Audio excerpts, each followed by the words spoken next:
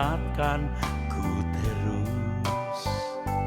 Hidup di bumi seperti arus, tak henti mengalir menuju lautan hamparan luas keabadian. Langit bumi semuanya tergoncang, tiada yang tetap bertahan. Skalanya menjadi kenangan api, kebinasaan tak bertepi. Tuhan ajarku menghitung hari, singkat tak tahu kapan akhirnya. Tuntun aku sampai sempurna, berkenan di hadapan Bapa.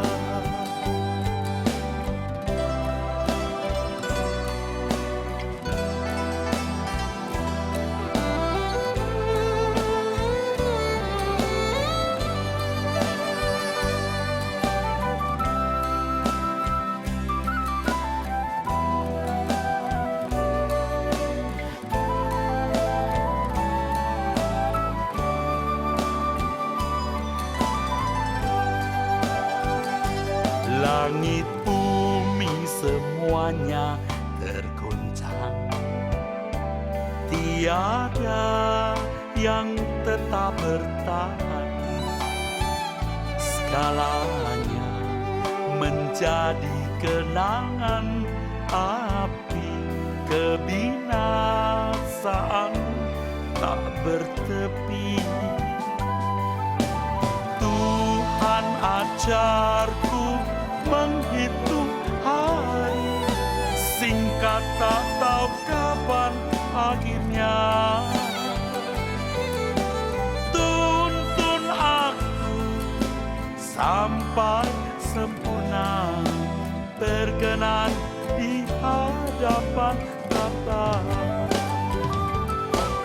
Tuhan ajarku menghitung hari, singkat tak tahu kapan akhirnya. Tuntun aku sampai sempurna, berkenan di hadapan Bapa.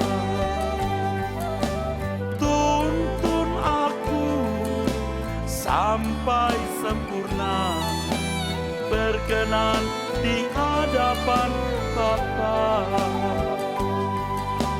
Berkenan di hadapan Bapa.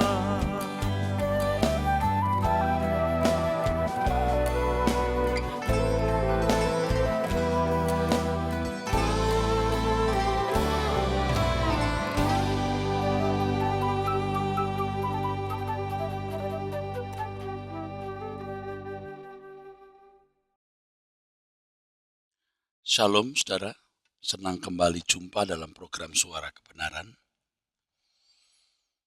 Melalui program ini saudara akan diberkati Tuhan dengan pengajaran yang benar. Benar-benar benar. Saudaraku sekalian, dilahirkan oleh Allah adalah hasil perjuangan individu dalam meresponi anugerah yang Tuhan berikan. Ya, tidak bisa dikerjakan oleh manusia, tidak bisa. Tetapi juga Allah tidak bekerja sendiri, artinya Allah melibatkan manusia.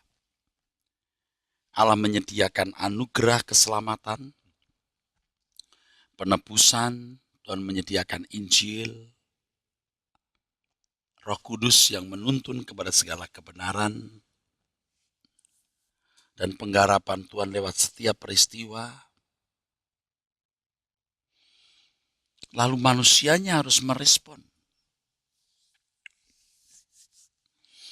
Ini tidak merusak prinsip only by grace, hanya oleh anugerah. Sebab memang tanpa anugerah ya manusia binasa. Apapun yang dilakukan ya sia-sia, saudara. Jadi dilahirkan oleh Allah itu hasil perjuangan individu meresponi anugerah Tuhan yang besar. Respon ini tidak cukup hanya menyambut firman dalam satu kali kebaktian, khususnya di satu kebaktian kebangunan rohani dengan menuju ke altar atau menanggapi altar call dan lahir baru pada waktu itu. Nah, ini cara berpikir yang sangat keliru. Dulu juga saya berpikir demikian, saudaraku. Jadi kelahiran baru ini tidak dapat terjadi dengan sendirinya dalam kehidupan individu. Tidak bisa terjadi dengan sendirinya secara otomatis oleh karena Allah yang mengerjakan secara sepihak. Tidak demikian. Kalau Tuhan Yesus berkata bahwa orang percaya harus berjuang masuk jalan sempit guna mengalami keselamatan. Hal ini sejujurnya ya saudaraku, sejajar dengan perjuangan mengalami kelahiran baru. Di Lukas 13 ayat 23, 24, 23 sampai 24, 23 dan 24, orang bertanya kepada Tuhan, Tuhan sedikit sajakah orang yang diselamatkan? Tuhan Yesus menjawab, berjuanglah masuk jalan sempit. Karena banyak orang berusaha masuk tetapi tidak bisa. Berjuang masuk tapi tidak bisa. Tidak bisa. Sedikit.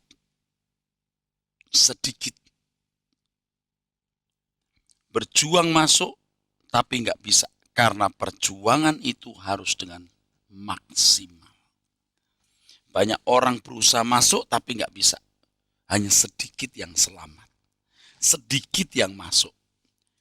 Nah di sini saudara harus mengerti bahwa keselamatan itu sesuatu yang sangat luar biasa.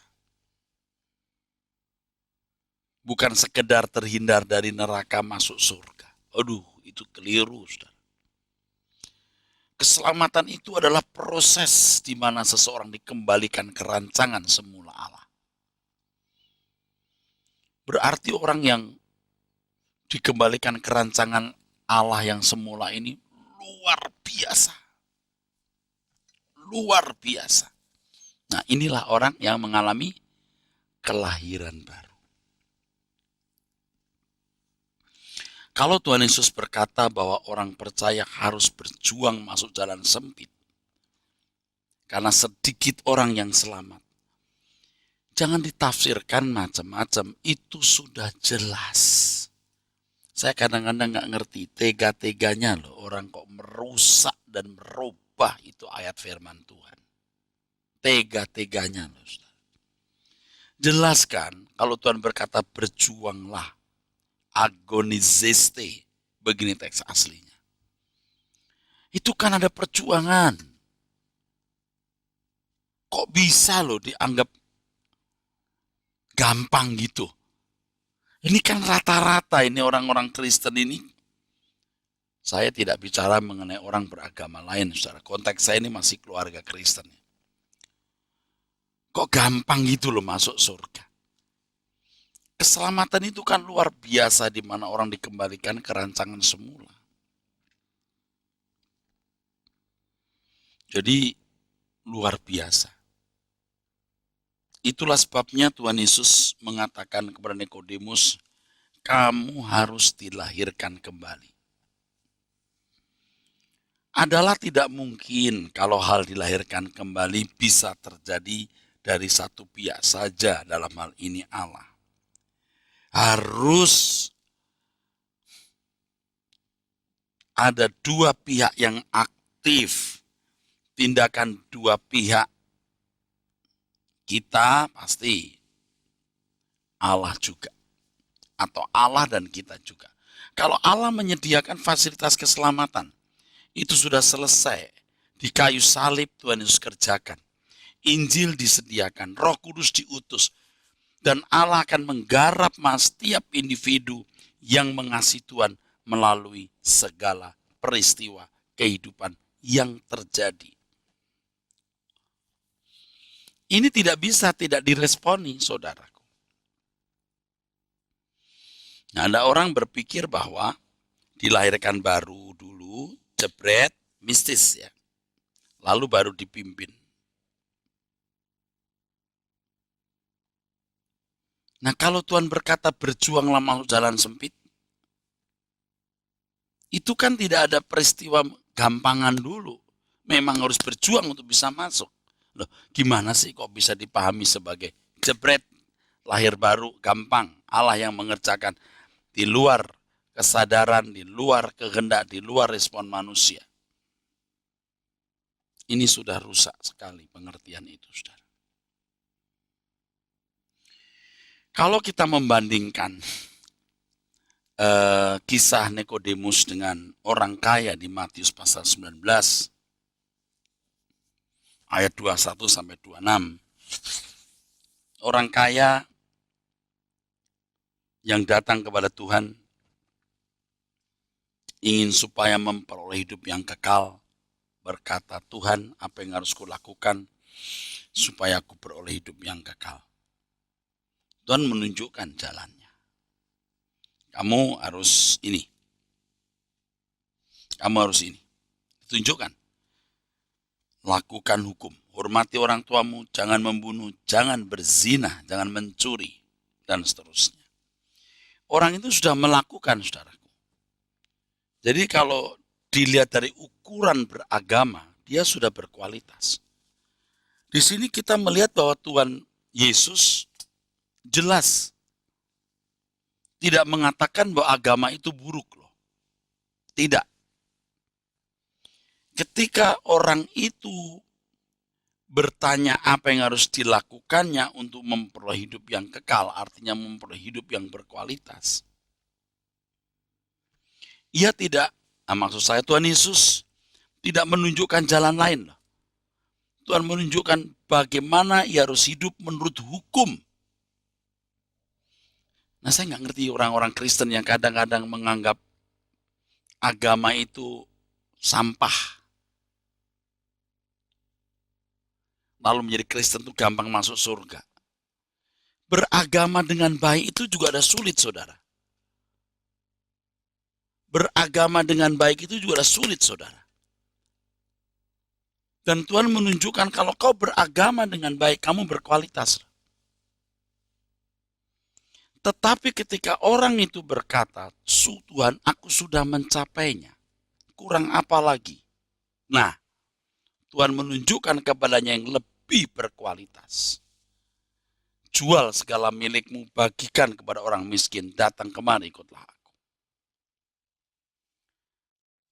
Ini perjuangan masuk jalan sempit. Menjual seluruh miliknya, membagikan kepada orang miskin. Lah, ini kan jadi nol pudol, saudara. Tapi saya ingatkan ya, Sakius bisa melakukannya. Ia pernah mengembalikan kepada orang yang pernah dia peras 4 kali lipat. Separuh hartanya diberikan kepada orang miskin. Ini bisa habis nih. Tetapi ini bentuk dari komitmen seseorang yang mau berurusan dengan Tuhan. Nah, sekarang kita lihat fakta, ada orang-orang Kristen yang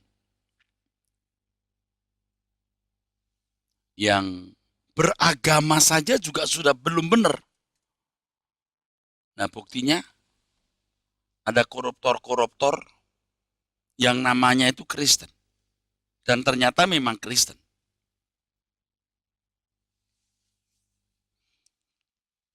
Bahkan di antara mereka itu orang-orang yang sudah Kristen sejak kecil. Lihat orang-orang Kristen yang pindah agama. Hanya karena kedudukan, karena posisi, karena jodoh. Kalau dia mengerti kebenaran firman Tuhan, dia tidak akan pindah agama, saudara. Ini kan bukti bahwa mereka belum mengenal kebenaran.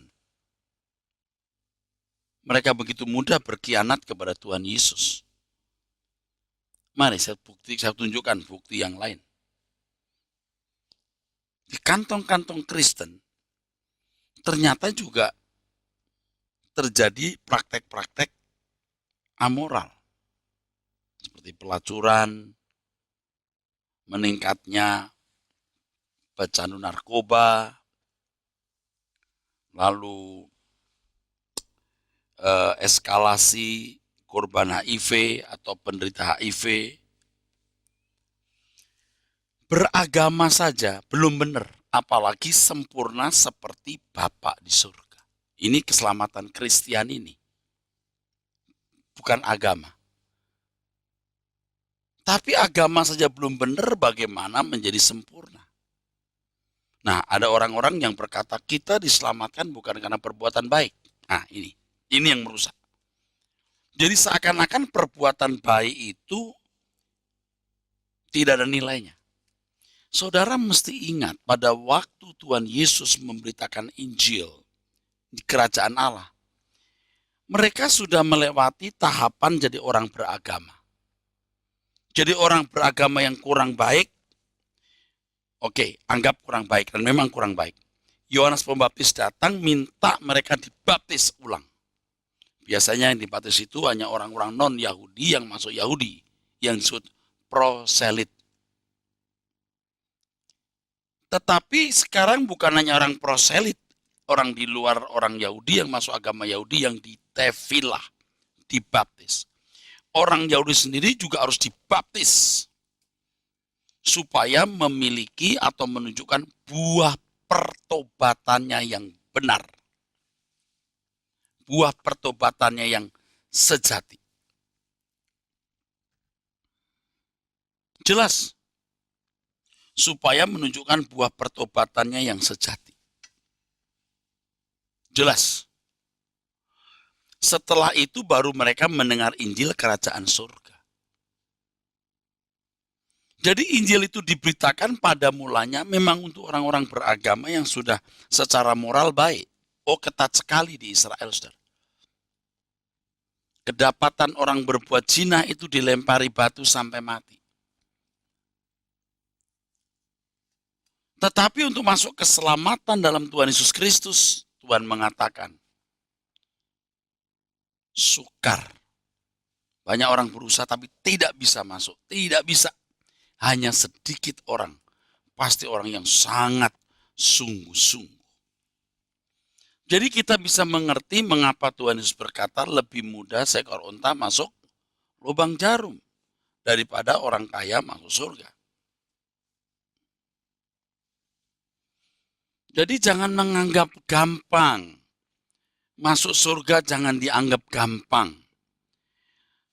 Masuk surga yang dimaksud oleh Alkitab bagi orang percaya itu kan masuk anggota keluarga kerajaan, saudara. Supaya kita ini nanti akan memerintah bersama-sama dengan Tuhan Yesus. Memang kita tidak mempersoalkan soal upah, pahala, atau memerintah atau apapun bentuknya. Yang kita persoalkan adalah bagaimana kita menjadi manusia Allah yang selalu, selalu menyenangkan Tuhan. Pleasing God. Menyenangkan Tuhan. Itu yang penting. Soal upah pahala nggak masalah. Yang penting menyenangkan Tuhan. Nah sekarang sekali lagi saya tegaskan. Ada orang-orang Kristen yang berpikir bahwa keselamatan itu mudah sekali diperoleh. Asal dari kecil Kristen mengaku Yesus sebagai Tuhan dan Juru Selamat, masuk surga. Jadi umat pilihan. Ini keliru. Salah sekali. Menjadi Kristen berarti kita harus mengikuti jejak Tuhan. Jadi kalau Tuhan Yesus mengatakan kamu harus dilahirkan baru, itu perintah. Itu perintah. Itu panggilan. Tidak mungkin di balik perkataan Tuhan itu lalu Tuhan menyembunyikan sesuatu. Seakan-akan Nikodemus bisa lahir baru hanya karena Tuhan yang melahirkan baru dia.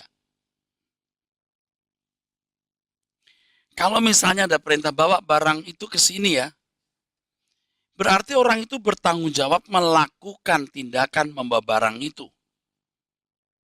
Bukan yang ngomong diam-diam membawa barang.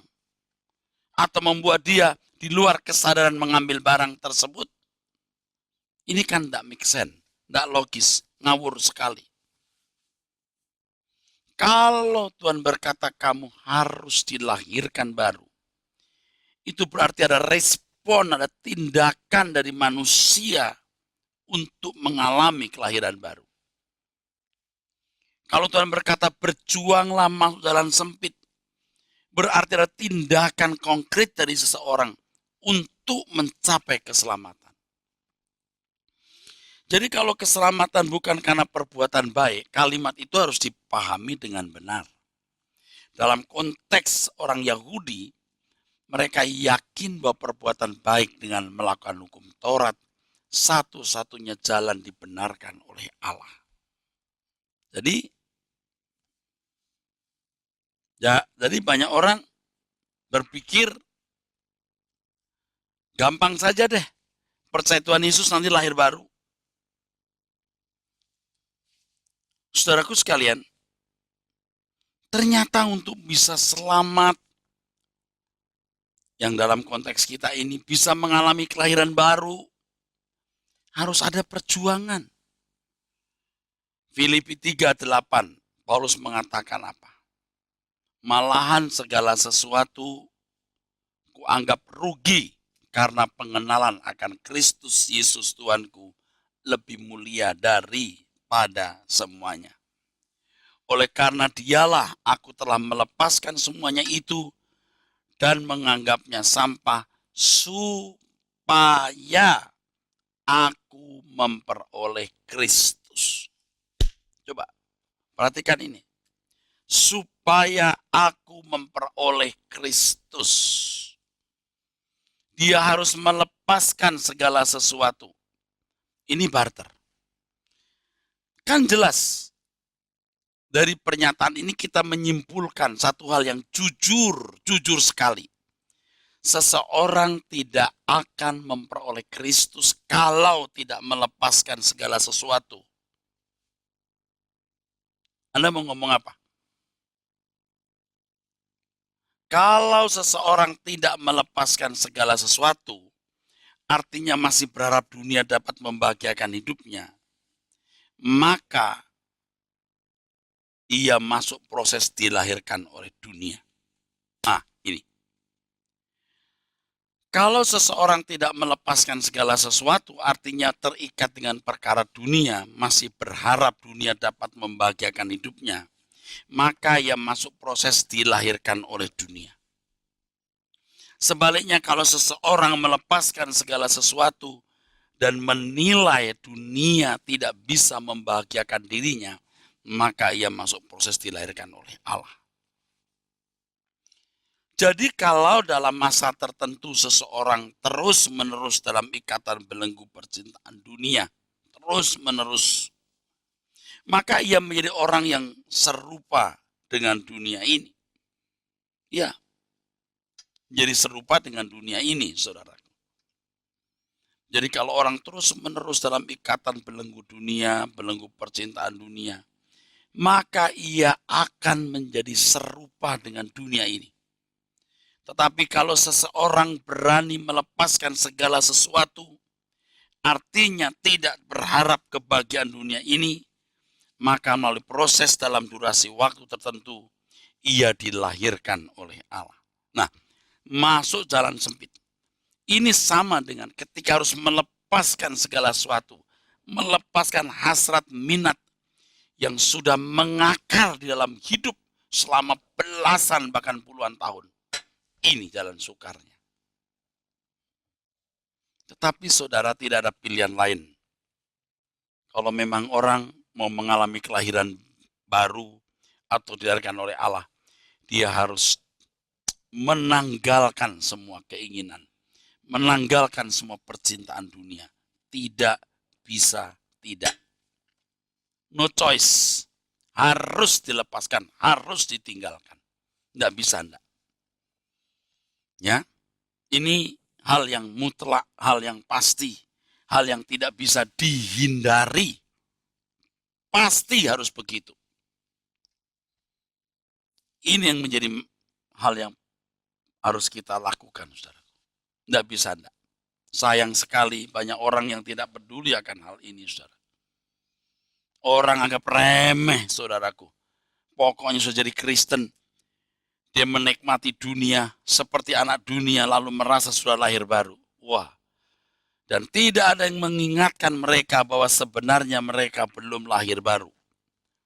Saya percaya di antara saudara yang mendengarkan kebenaran ini adalah orang-orang yang merasa sudah lahir baru padahal belum.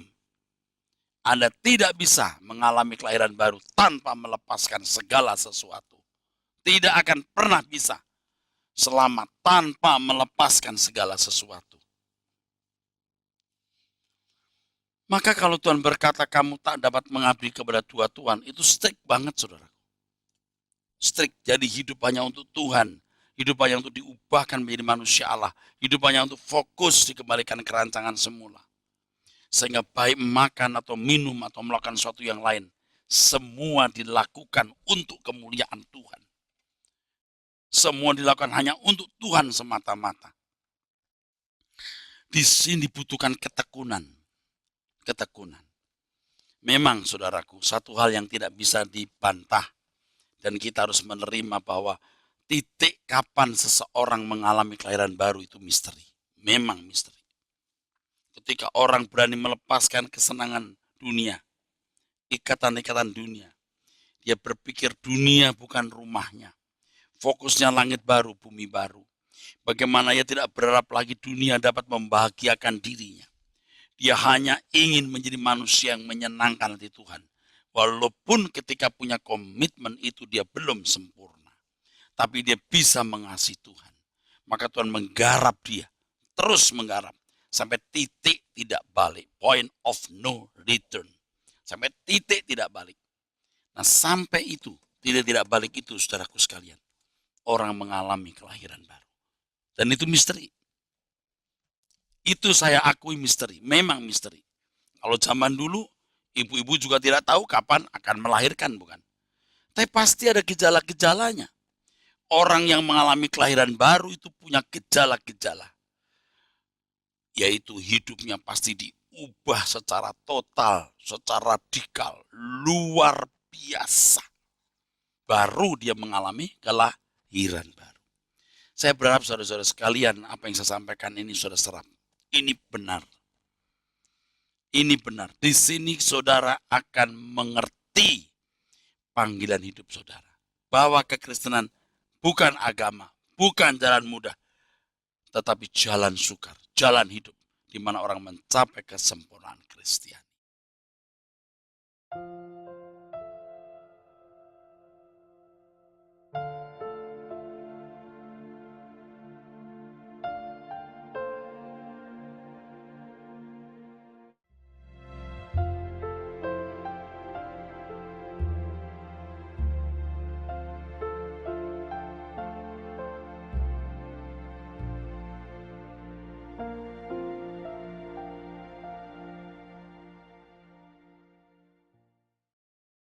Saudara,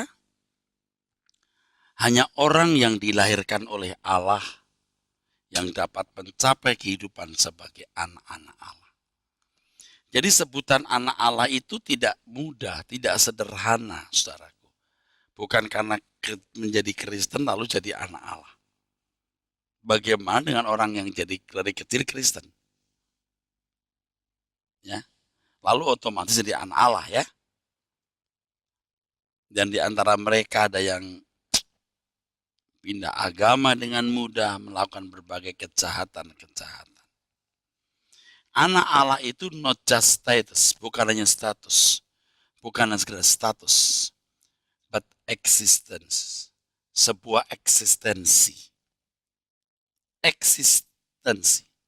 existence. Jadi sebuah keberadaan. Dipandang sebagai anak itu atau huios atau anak yang sah atau pangeran. Ini sama dengan dikembalikan ke rancangan semula. Ini sama dengan menemukan kembali kemuliaan Allah yang hilang. Inilah orang-orang yang disebut corpus delicti. Orang-orang yang memancarkan kesucian Tuhan. Dan hidupnya juga memancarkan dimensi kekekalan. Orang yang dilahirkan baru itu sangat berbeda dengan orang yang tidak atau belum dilahirkan baru. Ingat ya, akan sangat berbeda. Bagaimanapun saudaraku, lewat sebuah proses itu, dia akan mengalami terus-menerus, saudara. Ya, kelahiran baru, dan sampai titik tertentu, orang akan tahu, ini manusia beda. Orang akan merasakan, ini manusia beda. Beda. Orang yang dilahirkan baru itu dua cirinya kelihatan. Dua ciri utama dari banyak ciri yang kita bisa pelajari. Yang pertama, kesuciannya memancar. Kesuciannya memancar, luar biasa. Yang kedua, punya dimensi kekekalan. Orang yang hidupnya memiliki dimensi kekekalan, itu berbeda dengan orang yang tidak memiliki dimensi kekekalan di dalam hidupnya. Very different, saudara. Kelahiran baru harus dibayar dengan kematian. Kematian. Orang tidak bisa mengalami kelahiran baru yang memancarkan kesucian dan dimensi kekekalan dalam hidupnya kalau tidak mengalami kematian. Kematian terhadap percintaan dunia, kematian terhadap kepuasan daging, dan kematian terhadap keangkuhan hidup. Firman Tuhan mengatakan, saudaraku sekalian, bahwa orang yang masih memiliki dan terikat dengan keinginan daging, keinginan mata, dan keangkuhan hidup, bukan berasal dari Allah. Sekarang bagaimana seseorang bisa dikatakan berasal dari Allah? Sungguh-sungguh mengalami kelahiran baru. Ya tentu saja unsur-unsur itu harus dihilangkan. Keinginan daging, keinginan mata, keangkuhan hidup.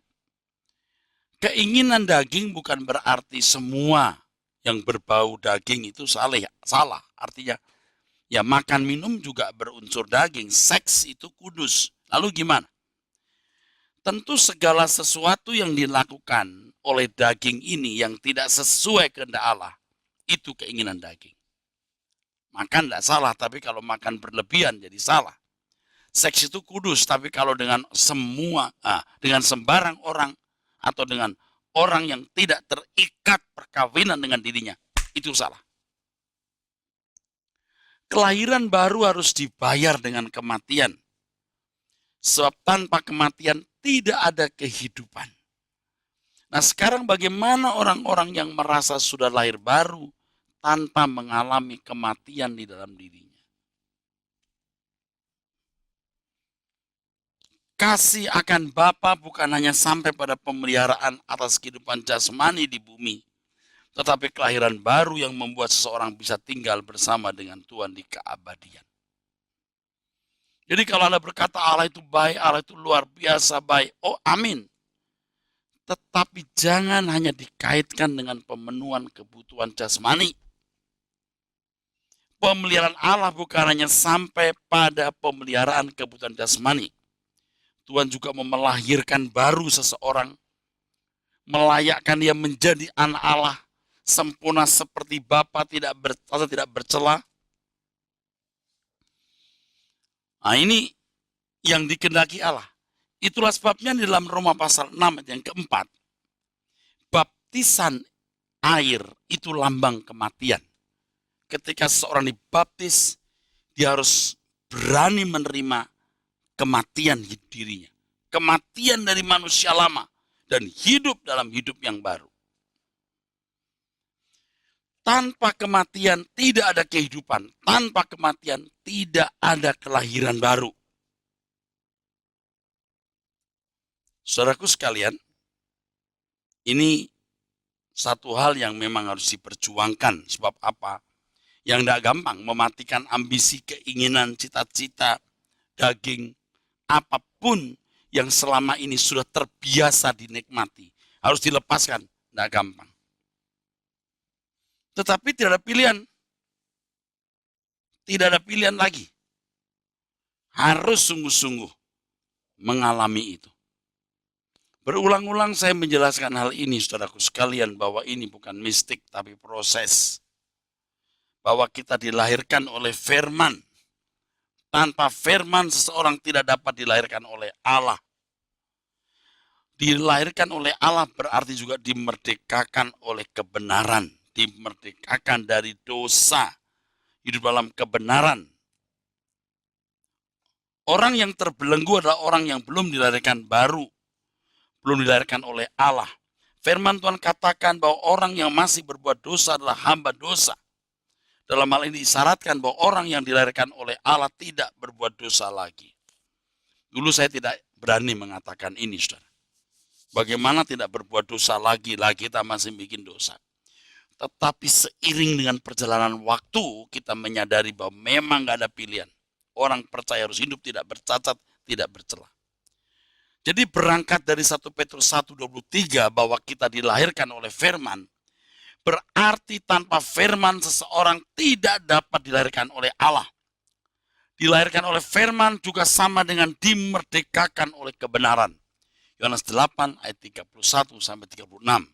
Tuhan berkata, saudaraku sekalian, di dalam Yohanes 8 31 dan ayat berikutnya, kalau kamu tetap dalam firman-Ku, kamu benar-benar adalah murid-Ku. Kalau kamu tetap dalam firman-Ku, kamu benar-benar adalah murid-Ku. Ya, kamu akan mengenal kebenaran, dan kebenaran itu akan memerdekakan kamu.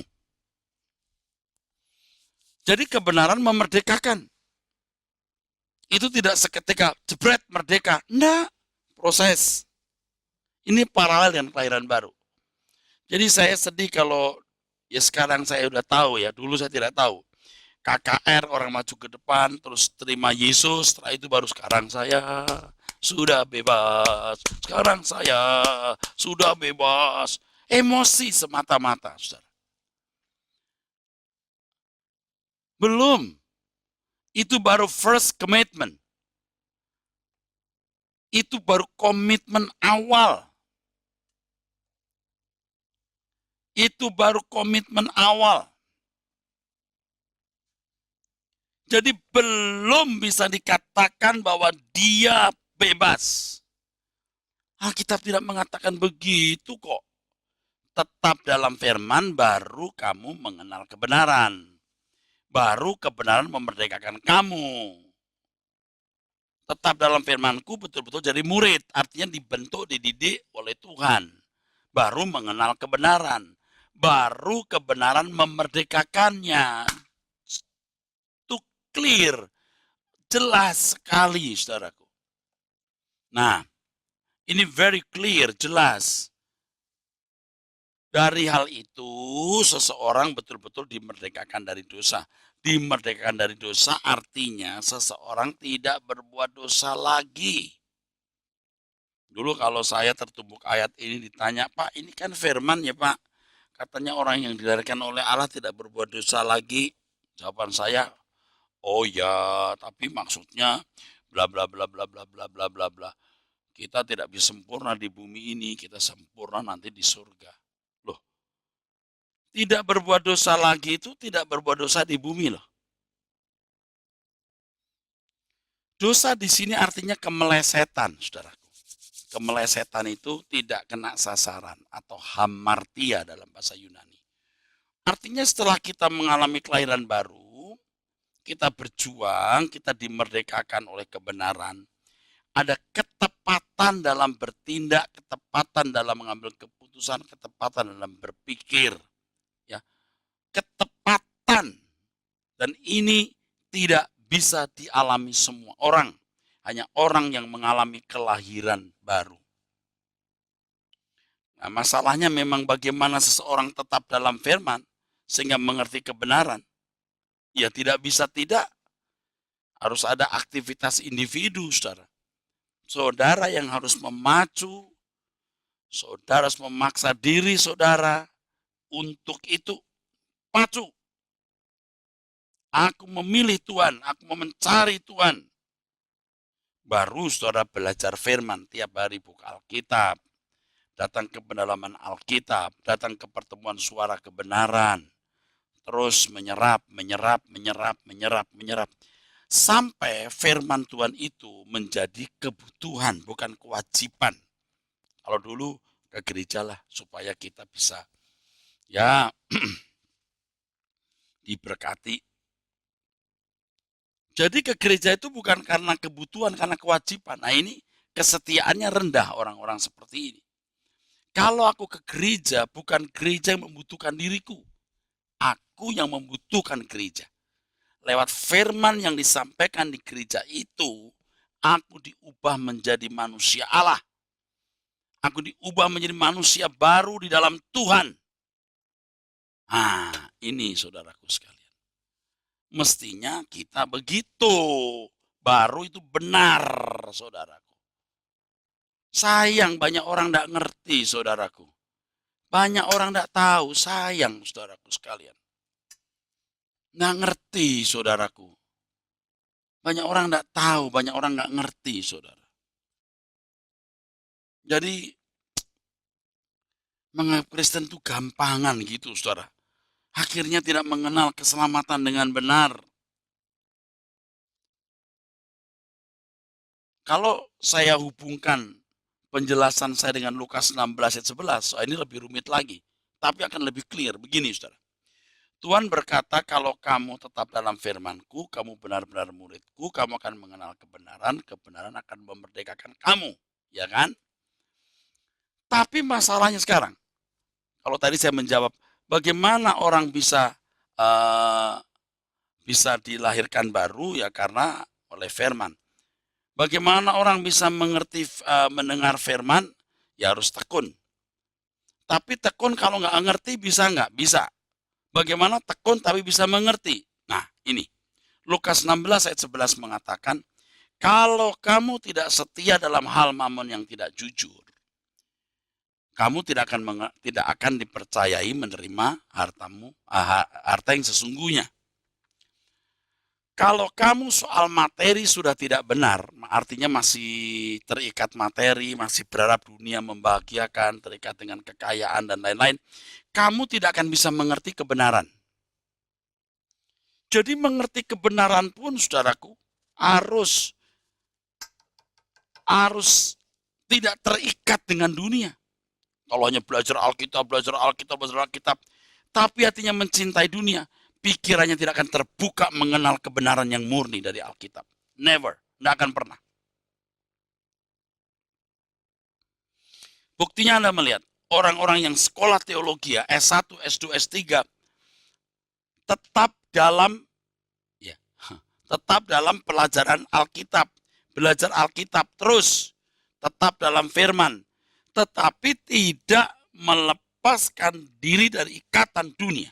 Nah, saya perhatikan ada orang-orang yang sekolah teologi sampai tinggi-tinggi, saudaraku. Ya, saya pun mempelajari teologi dari S1, S2, S3, dan setiap strata itu 4 tahun, saudara. Bukan sekolah yang masuk hari ini, tahun depan di wisuda. Enggak, semua 4 tahun. Benar-benar sulit. Harus menguasai bahasa Inggris, Yunani, Ibrani, dan seterusnya. Jadi saya mengerti, bukan saya tidak mengerti. Nah, saya melihat ketika saya menjadi doktor teologi, saya merasa punya nilai diri. Saya merasa berhak untuk dihargai orang lebih dari dulu sebelum menjadi S3. Dulu S1, sekarang S3. Sekarang lebih terhormat dong, ya. Jadi konyol hidup saya, saudara. Saya melewati kehidupan di mana saya merasa mengerti firman Tuhan. Saya bisa berkhotbah, berdebat, mengajar, menulis buku. Tetapi saya sendiri tidak hidup sesuai kehendak Allah. Tidak dalam kesucian yang sesungguhnya. Tidak dalam kerendahan hati. sampai saya harus bertobat. Lalu saya lihat, ada orang-orang yang sekolah teologi ya, lulus dari luar negeri, waduh pinter-pinter. Tapi jadi ajaib. Kok jadi ajaib? Saya sering menggunakan kata ajaib. Kok aneh ya? Kok bersosialisasi dengan orang kok begini modelnya? Ajaib. Nggak ngerti saya. Nggak ngerti. Nah ini mengerikan, saudara. Mengerikan. Makanya saya pernah mengatakan bahwa sekolah Alkitab yang sesungguhnya mestinya gereja. Jadi gereja itu mendidik anak-anak dari sekolah minggu ya, melengkapi dengan kebenaran, masuk remaja dididik, masuk pemuda dididik. Kalau perlu di gereja diajarkan bahasa Yunani Ibrani supaya di antara mereka yang berkarunia mengajar bisa jadi pembicara. Mestinya. Jangan cuma 4 tahun ya sudah sekolah Alkitab sekarang khotbah. Kalau mereka baru keluar penjara 4-5 bulan lalu menyatakan diri bertobat, masuk sekolah Alkitab. Watak mereka belum benar. Dari kecil sampai usia 23 tahun hidup di luar Tuhan. Sampai kena narkoba masuk penjara. Masuk penjara 4 tahun baru keluar. Wataknya masih belum benar, saudaraku. Setelah jadi pendeta terikat uang lagi karena kesempatan punya uang dengan mudah. Khotbah sana, khotbah sini, wah dapat amplop dengan jumlah yang lumayan, saudaraku. Sekali khotbah itu gaji resepsionis setengah bulan atau satu bulan. Wah, siapa yang nggak mau, saudara? Akhirnya materialistis, tidak setia dalam hal mamon yang tidak jujur. Dia tidak akan mengerti firman Tuhan. Kalau firman Tuhan mengatakan, jika kamu tidak setia dalam hal mamon yang tidak jujur, kamu tidak dipercayai harta yang sesungguhnya. Harta yang sesungguhnya di situ adalah kebenaran, alitenon. Jadi kesimpulannya sederhana. Orang yang masih materialistis tidak akan mengerti kebenaran. Titik. Titik. Dan orang seperti ini tidak akan mengalami kelahiran baru. Dan dia tidak bisa melahirkan baru orang lain. Dan memang manusia tidak bisa melahirkan baru orang lain. Tetapi tidak menyampaikan firman yang murni. Seringkali hanya konsep-konsep teologi yang dipelajari dalam sekolah teologi ya, yang dipelajari di tembok sekolah teologi ya, ditransfer dalam transfer knowledge kepada jemaat. Jemaat cuma menerima yang namanya ilmu, tapi tidak disertai dengan spirit yang benar, tidak disertai dengan kebenaran yang murni, yang mengubah jemaat itu. Jadi tidak heran ada orang-orang Kristen yang bertahun-tahun menjadi anggota gereja. Sebuah gereja yang sudah permanen, established. Pendetanya pun juga master, doktor teologi, sarjana teologi. Tapi kualitas jemaat tidak beda dengan orang-orang yang tidak percaya Tuhan Yesus. Bahkan tidak sedikit jemaat yang lebih buruk dari orang kafir. Ya tentu saja saudara kita tidak bisa menyalahkan gereja itu atau pendeta itu karena 1-2 orang. Tetapi kalau kita melihat rata-rata jemaat memang orang-orang baik dan santun. Tapi tidak makin menjadi seperti Tuhan Yesus. Tidak mampu menghayati bahwa dunia bukan rumahnya. Tidak mampu mengarahkan diri ke surga. Ini something wrong. Sebab gereja yang benar, komunitas Kristen yang benar punya 3 ciri. Saudara. 3 ciri. 1, hidup tidak bercacat, tidak bercela. Terus berjuang untuk hidup tidak bercacat, tidak bercela. Terus berjuang. Yang kedua, fokusnya langit baru, bumi baru. Fokusnya. First, living in His perfect holiness. Second, focus to the new earth and the new heaven. Yang pertama, hidup dalam kesucian Allah. Yang kedua, fokusnya langit baru, bumi baru. Third, responsibility, tanggung jawab. Working hard. Kerja keras, work hard, working hard. Harus kerja keras, jaga kesehatan, pola makan hidup yang baik. Ajarkan. Jangan doa, mujizat terjadi. Nah ini, bikin rusak. Saya bukan tidak percaya mujizat, saya yakin mujizat. Tapi jemaat harus diajar bertanggung jawab. Kalau 2000 tahun yang lalu Tuhan buat mujizat, karena Tuhan memang harus memberi tanda. Kalau Tuhan tidak memberi tanda, maka tidak ada orang yang mau mendengar ucapannya. Nikodemus bisa berkata, jika bukan dari Tuhan, jika bukan dari Allah, Tuhan tidak bisa berbuat demikian. Nikodemus mengaku Yesus dari Allah karena Tuhan Yesus membuat mujizat. Tanda. Saudara kita ini semua, ya sudah tidak perlu tanda dong. Sudah tahu Yesus juru selamat. Yang kita harus pegang teguh adalah yang kita tabur kita tuai. Itu baru benar. Yang kita tabur itu kita tuai. Itu baru benar, saudaraku sekalian. Inilah yang mestinya kita pahami dengan benar lah, saudaraku. Itulah yang mestinya kita pahami dengan benar. Banyak orang nggak ngerti kebenaran, saudaraku sekalian. Jadi begitu. Sayang, saudaraku, jadi Kristen tapi tidak sampai kepada tujuan kekristenan itu. Tidak sampai kepada maksud keselamatan diberikan. Konyol, saudaraku. Tetap dalam firman terus menerus, tekun belajar firman, iya. Tapi juga disertai dengan kerelaan meninggalkan percintaan dunia.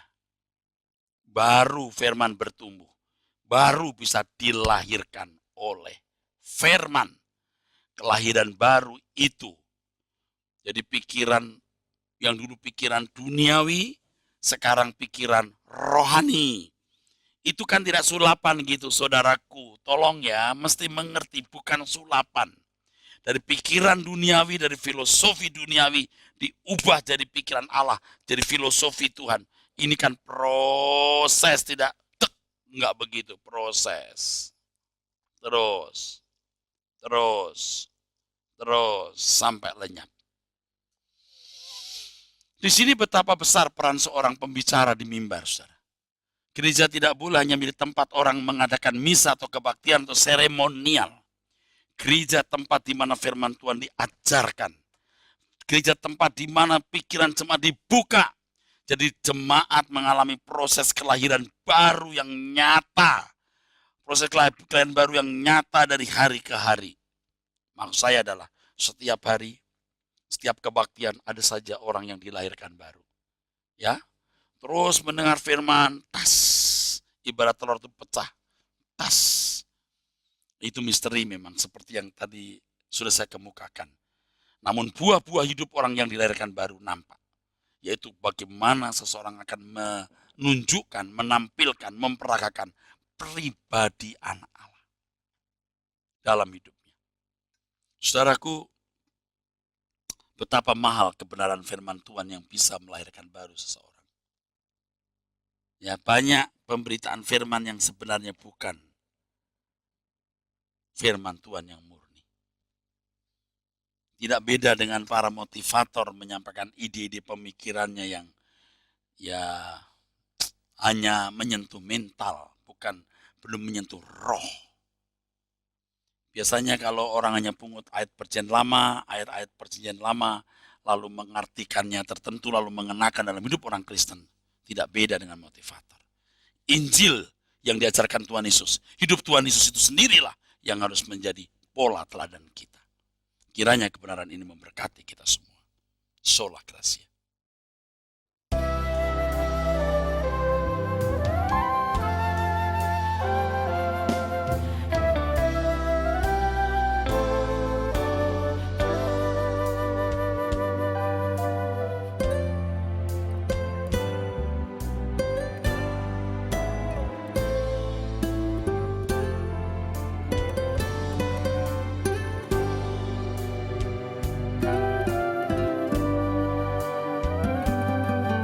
Percaya kepadamu walau ku tak mengerti, dan tak pernah ku tahu ujung jalan ini.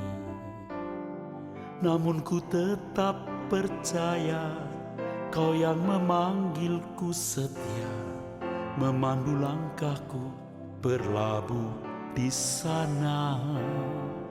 Seperti Abraham sahabatmu, sampai akhir setia. Dari jauh memandang negeri perjanjian, Kanaan surgawi permai, tanah air yang kau janjikan, tempat pertemuan semua saleh Tuhan. Bawa aku ke sana, ajar aku setia, mengerti semua maksud dan jalan. Tak ku ingini lagi indahnya dunia ini, karena ku yakin yang kau sediakan sempurna.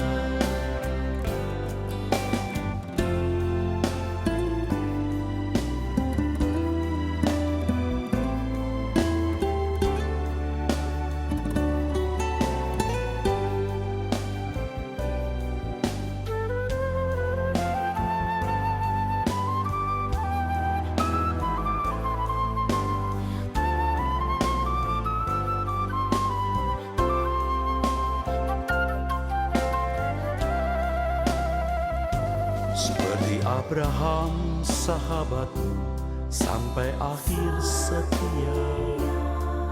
Dari jauh memandang negeri perjanjian, Kanaan surgawi permai, tanah air yang kau janjikan, tempat pertemuan semua saleh Tuhan. Bawa aku ke sana, ajar aku setia, mengerti semua maksud dan jalan. Tak ku ingini lagi indahnya dunia ini, karena ku yakin yang kau sediakan sempurna. Bawa aku ke sana, ajar aku setia, mengerti semua maksud dan jalan. Tak ku ingini lagi indahnya dunia ini, karena ku yakin yang kau sediakan sempurna. karena ku yakin yang kau sediakan sempurna. Karena ku yakin yang kau sediakan sempurna.